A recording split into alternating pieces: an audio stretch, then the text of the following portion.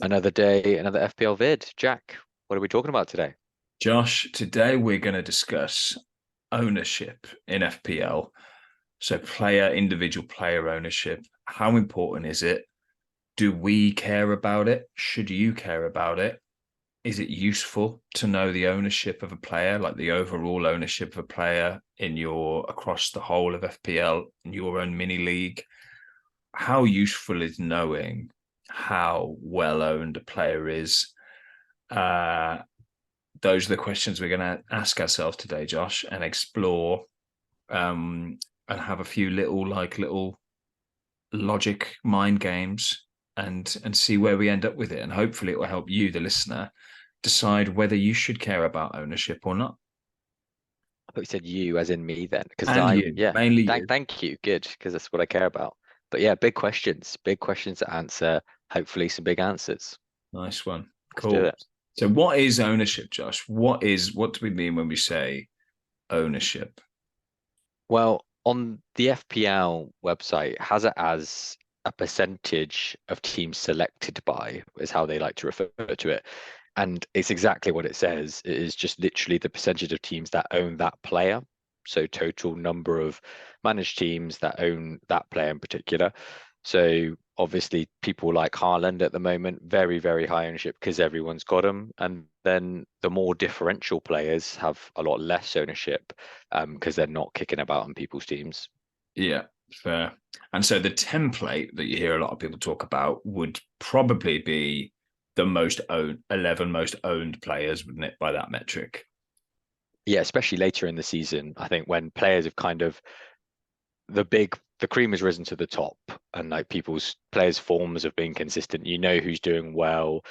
Those early differential players, the gems of that season have really kind of you've seen who they are. And that's when you kind of know the ownership kind of stays high with those players, isn't it? And you know where you're sitting with them. Yeah, exactly. Yeah. And conversely, when you hear people talk about a differential pick, that'll be someone with a low ownership. Probably I would say, how would you define a differential? Maybe less than 10%? Yeah, I always think five for some reason. And I Sure. think I think because when you look at some of the players, sometimes I'm actually surprised at some of the quality players that only have five or less than 5% ownership sometimes. Yeah. There's some decent players kicking around and you think, oh wow, that categorizes them as a differential and actually got decent underlying stats and they aren't picked by managers. So yeah, I think five is a nice thing, but less than 10, yeah, they're not I'm happy with five. commonly owned, are they? I'm happy to settle on five, Josh. I'm happy with five. I like it. Very Convinced differential. you? Cheers. Um, I once tried to do. I had like two teams going, and I tried with a team of just differential players, and I went with under 5% owned, so I could only own a team of under 5%ers. If a player went over it, I had to ditch them, and that team did terribly. You'll be surprised to hear. Yeah. Did Well, I'm not absolutely surprised. shocking. I'm not surprised. Um, so very well defined, Josh. That is what we mean by ownership. Now you also hear a lot of people talk about effective ownership, which is slightly different, and that's when captaincy comes into play, isn't it? So a player can have over 100% effective ownership um, if that player is captained a lot, right? Yeah. So if 80% of people own Haaland, but those guys have captained him. Every owner has captained him. He has 160% ownership, effective ownership. So what happens in that case is that his points are pretty much useless to you if you own him. If you've owned him and not captained him, you don't want him to score, which is where the kind of head fuck comes in a little bit with people, I think. Um, and so I guess we could start off with how it impacts points was where we were going to start with. And so that illustrates that a player that's highly owned, if you own a player that's highly owned, their points are kind of less important to you because loads of other people are getting those points. Whereas if you own someone who's 5% owned, 95% of people aren't getting that player's points. So they're great for you. And I think the last few years has seen the rise of a lot of websites like FPL Game Week and Live FPL that are really heavy on the ownership. And so I think that's why it's in a lot more people's minds. Would you agree? Yeah, and maybe it's just my mind here, but I always think you take ownership or you disregard ownership. Two players you talk about, one's got maybe like 60%, that's very high, and one's got 1%. They still score you the same points, right? They're still getting you the same points. Mm-hmm. And the whole idea that one is has more value if they're differential, whatever, that kind of affects your overall rank. But at the end of the day, you just want the players that score the highest points. So to from that perspective, ownership doesn't have any particular direct impact on your point scoring because their ownership that doesn't get you more points, for example, doesn't get you less. It affects your rank, but it doesn't affect the points that your team Right. and your players get. But I guess what you're thinking is that you said you're looking at yourself compared to everyone else. Yeah, and that's the whole game, right? Like Yeah, true. you're only good relative to everyone else playing. So if you have a player that's 5% owned and a player that's 80% owned, and a goal has been scored, you want the player that is 5% owned in your team to have scored that goal rather than the 80%er, because those points will be fewer other players will be getting those points is a basic way of looking at it, I guess. But you're also right in that uh, if there's two players, you what was I going to say there? You still want the points from every player, no matter what Yeah. the ownership, unless that specific scenario of you haven't captain Haaland, everyone else has, and the ownership is over 100%. Good, then you don't want it. Weirdly, and I think that messes with people, and so I think that guess this might come on to a little bit later. Oh, okay, we'll pause that one for a little bit later. So, how is a conundrum for you, Josh? My first conundrum or Okay. like thought experiment is okay. Let's say there's two strikers in the Prem, and they're both Haaland. They're like one's Haaland, one's a clone of Haaland, and so you assess them equally, and they're both fucking good. They're both good. One of them, let's say the real Haaland, has 100% ownership and the other one has 0%. You're for some reason you're the only person who's discovered him, and no one else has bought him. And it's the game week one. Which one would you pick, the 100% or the 0%? I was immediately going to say the 0%, and then I was thinking captaincy when that comes into play, you normally pick the player who's obviously most likely to score the points. And that usually is the highest owned player because that's usually the most consistent player and therefore usually the best player in the game. Mm. So, like, if they're both going to score the same points, then that comes back to that thing that you're going to get the points anyway. Yeah. But if it's going to affect who you pick as captain and therefore losing rank against everyone else because they've got the 100%, you're not going to gain anything with the 0%. So you actually find yourself like neutral. Because if you Right. choose to captain the 0% every time and they choose to captain the 100%, but they're clones, then you're at the same, doesn't Mhm. matter, does it? Right. Yeah. There's no answer. There's like I was in. The answer is it doesn't matter. Yeah. Like one of them may outscore the other one, and so I guess it comes down to your risk appetite of like I remember this is it's obviously not the same situation, but I remember when in the days of Mane and Salah, when they were both amazing, I was always so tempted to go with Mane because he was so much less owned than Salah. But that was foolhardy because Salah was marginally better. So even though Salah was way more owned, that marginally betterness made him just a better pick than Mane. Even though Mane's points were all differential, cool. He scored a goal. Not many people have him, so I get 5 points when other people don't. By not having Salah, I was losing out more because he was scoring more points than Mane.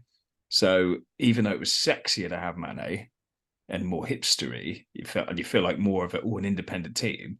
By like doggedly not picking Salah, it just completely makes that irrelevant. Yeah. And as Um, you said, unless you're picking someone for a particular set of fixtures or section of the season, you just want the guy who's going to score you most points at the end of the year. And we talked about this a bit with team value, right?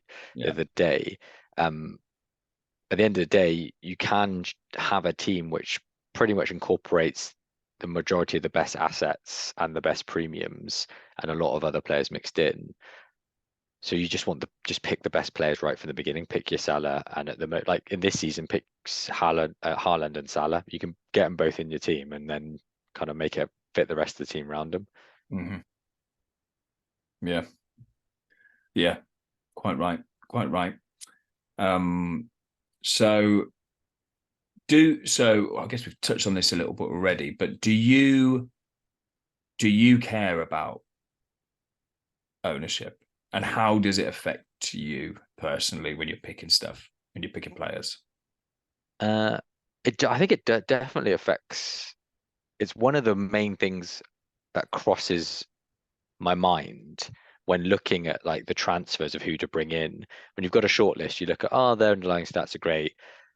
Can I afford them? Yeah, great. What are their fixtures like? Great. What's their ownership?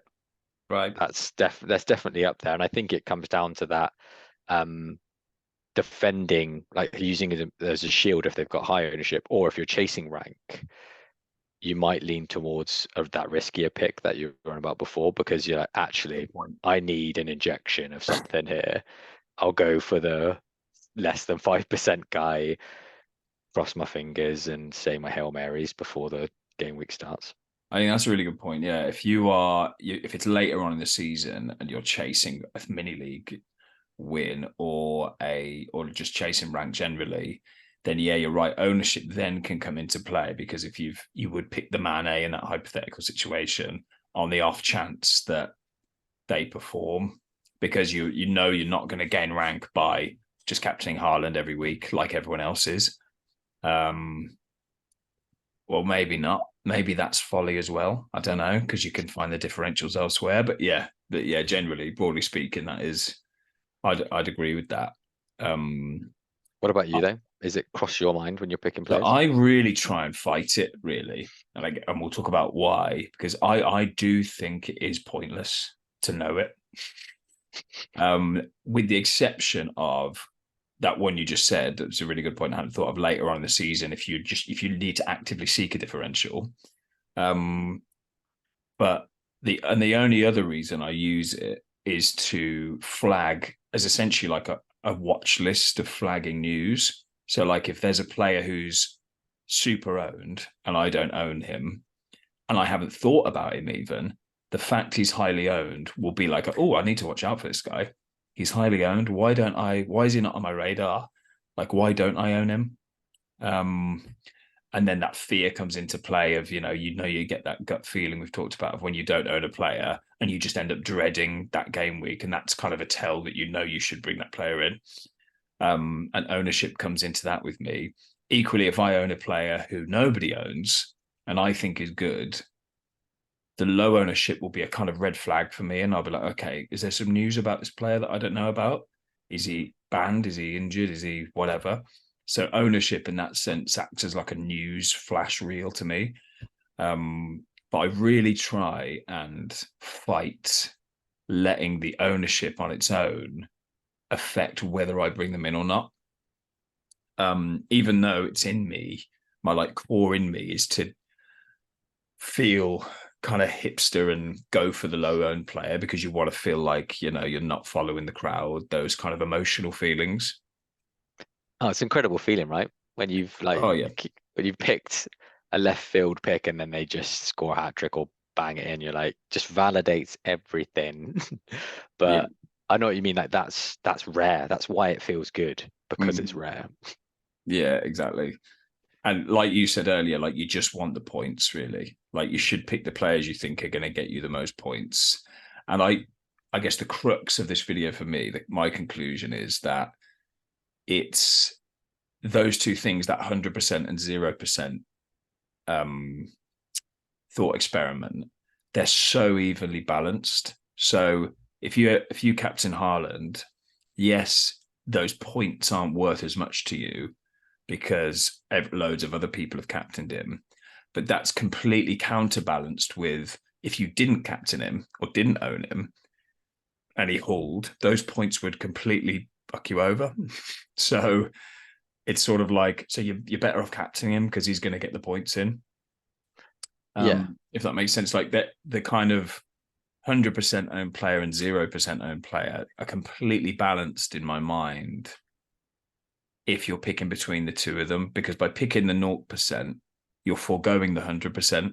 So you've got the risk there for the hope of the reward of the 0%.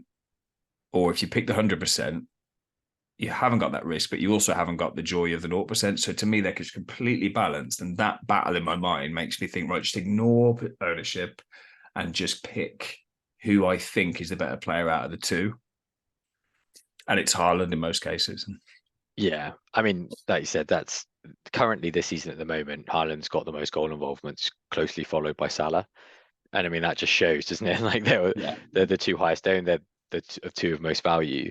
Um, and I think it's, well, yeah, when you talk about ownership with like blinkers on, you can discuss those points. But I think ownership at some does is like reflective of the hive mind a little bit of kind of the FPL community, isn't it? As it moves and shifts, Mm-hmm. like, but it doesn't do it in complete real time. Like as players find form quickly, then sometimes it takes a few game weeks for their ownership to bump up, and that's when you can get ahead of the curve, can't you? Really, Yeah. or the differentials that people don't want to jump on. So I think that like high ownership is there's a reason why they're highly owned, and that's because they perform well. That makes sense. Um, but I think the only other thing I was going to add is there are a couple of red herrings sometimes for, and I go immediately to like United players because they're Yeah. so well supported. Yeah. Um, and they're a team that haven't been performing well in recent seasons. Like Bruno, Rashford are always quite highly owned at the beginning of the Yeah. season and especially throughout the season because and you see it with like the YouTubers and other like people writing articles. They're like, "Have you considered Bruno this week?" And it's like, "Yes, I Stop fucking talking about have." it. Like, and I Yeah. don't want to pick him. Yeah. Yeah. That's So yeah, very true. that's what I'd say as well. Is sometimes you think, "Oh, why they are so highly owned?" And the answer for them, particularly in that case, is because they're just playing for a well-supported club, and they are a good player, but doesn't necessarily mean that they're in a rich vein of form. Definitely. I think that's just another good reason to kind of ignore ownership Yeah, again, because you're right. The converse is true where people could be picking a player for the wrong reasons. Um, but the hive mind point's interesting because I think with and this is just anecdotally, but with the much more talk and visibility of ownership, I think there's a lot more talk about the template and like playing a knee jerk pick or like a template pick and that being a bad thing. Um, but I really think it always amazes me how unique your own team seems, even if you feel like your team is completely template. Like there's never like in our league, in our like league that we most take most seriously, there's 40 players in it. Everyone takes it pretty seriously. No one has the same team. Um, and many of the teams you would call template. So I think the template team most of the time is a bit of a myth. mm, And I think people, a consequence of ownership being so publicized is that people feel, oh, I can't go template. When they really should for the good of their team, they should pick that popular player for the good of their team, and they try and pick a sexy differential because they're worried about being template or being seen as being a sheep or being feeling like they haven't had that independent thought to bring that player in. But I think most of the time you just should because the template isn't as permanent as it makes out to be. I mean, Haaland, you would from the talk and everything, you would think he'd be 100% owned, but he's 80% owned, and that's obscenely high. But that still means that 1 in 5 teams don't have him. yeah. So yeah, so I think that whole template thing is kind of nonsense, really. And I think people over compensate for it. What do you think to that? I think yeah, but also there's a lot of people that don't take it that seriously. because as you said, I was about to say as you were speaking, I was thinking in my head, we just need to play the game like Haaland, robotically efficient. Mm. You Boring. know, yeah, boring. Not as much flair, but just to that, like to the point. Pick the players that have the best underlying stats, and we talked about like some good metrics and statistics that drill further down than like the ones you see often. Like you can go even further than just the XG, XA, XGOT. There you go, the one that came out the other day. Um, but the point is, it's like, yeah, that's just boring. After a few weeks of that, you're going to be like, actually, I'm going to pick Sterling away and fucking Mm. captain him and just see what happens. That's where you fall down, though. That's like Yeah, it's like true. stock picking. Like if you invest in index funds, you'll be fine. If you start trying to get sexy and pick individual stocks, you're going to screw yourself. And I think part of the skill of the game is resisting that urge to go sexy and go flair. And I think the best managers don't do it, you know? No, And true. like part of the skill is holding in the urge to deviate from the obvious move. Because nine Stay in the times out of ten, pocket. the obvious move is the one you should make. Um, and I always find that if I give in and try the sexy move, it's like a sugar rush. It's like a meat, you do it, but then it isn't long before you kind of regret it. And then Saturday rolls round and you're like, why have I picked uh John McGinn when Bowen was available or whatever? Like, and that sugar rush quickly dies. The player you should have picked, the template pick, scores. You feel even worse because he's probably highly owned. John McGinn does nothing, and you're kind of like a weird sort of you're on a come down, and then you chase the next high again because you're in this spiral of, well, I've got to keep picking these sexy players to make up for my John McGinn punt. I can't pick Bowen because I missed the boat on him. That you know what I mean? It just Yeah, that like ship sailed. it Can't go back there spirals, now. yeah. But the ship hasn't sailed. Just get Bowen in, Yeah, the is ship's the still answer there. there. Still Yes, you docks. missed his fault. You know what I mean? It like those psychological things are fascinating to me in FPL. Um, They compound. they do compound, yeah. And it was a real lesson to me last season when I was doing this. I just didn't pick Haaland for the first like 7, 8 weeks, was doing rubbish. And then I just bit the bullet and I was like, I've just got to, I know everyone's got him, but I've just got to get him. That was a joyous 7, 8 weeks for me, and then you And start smashing it. I don't know what I Fuck's was sake. thinking. And then as soon as I got him in, lo and behold, I was doing much better and I had a good year. So that to me was such a lesson to just not worry about ownership and going template and being sexy and just using raw logic to pick the team. Yeah. Yeah, stay in the pocket. Just ignore all those forbidden fruits. Mm. Simicast, no. Simicast. Fuck's sake. Oh dear. Um. So I guess, yeah, What's the conclusion then, basically? yeah. What's your conclusion? Uh, don't base your decisions around ownership. Use it in very specific situations, i.e., if you're chasing rank late in the season. Most other scenarios, I think any other scenarios I'm going to say, just have a little look at it, but don't base your decision on it. Yeah, agree. Yeah, I think that's where we've landed. And it is, it's fun. It's a fun tool, like Yeah. when the game week's occurring and you can see which of your players are highly owned and not. So you know which ones to root for more. And you know to be even happier if your 10% player scores over a Haaland. That's But after you've picked them, right? That's yeah, after you've yeah, picked them. after you picked him, Yeah. after you picked him. But it's less fun knowing it has taken a bit of the fun away when you say you've captained Haaland, but loads of people have triple captained him, and so you actually don't want him to score, but he's your captain. That isn't fun. But you're just playing it as a kind of like hedge against getting completely screwed if you pick someone else. So it's like I feel like the theme of this video is you're better off being boring and ignoring ownership, making the obvious picks. Don't worry about the template. Don't worry about people calling you a knee jerk, a sheep. just pick the players that you think are good if they're template or not. Yeah. And you'll be happy when the points come rolling in. Exactly. Come Saturday, you won't even think about that. And that's the other thing. Like, no one gives a damn about your team, do they? Like, there's No, nothing I find more boring than someone posting on Reddit or Twitter what their team looks like.